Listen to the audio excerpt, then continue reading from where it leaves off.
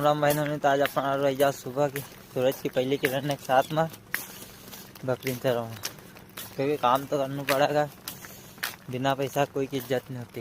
देखा सी हमारा से इतनी बकरी है निका अपन आज आज चरावना न। ठंड तो काफ़ी पड़ी रही, कोई फर्क नहीं पड़ता ठंड से। तो अपन किसान का छोरा है नहीं, क्योंकि बिना पैसा की इज्जत नहीं, तो इज्जत का लें कोई तो करना पड़ेगा।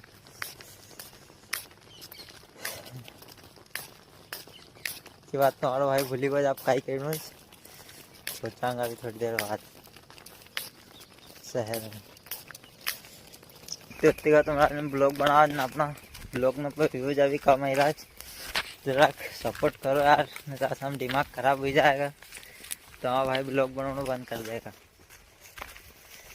ये हारना का तो नहीं, भले ही 2 व्यूज आओ कि 4 आओ, कोई मतलब नहीं अपन ना का।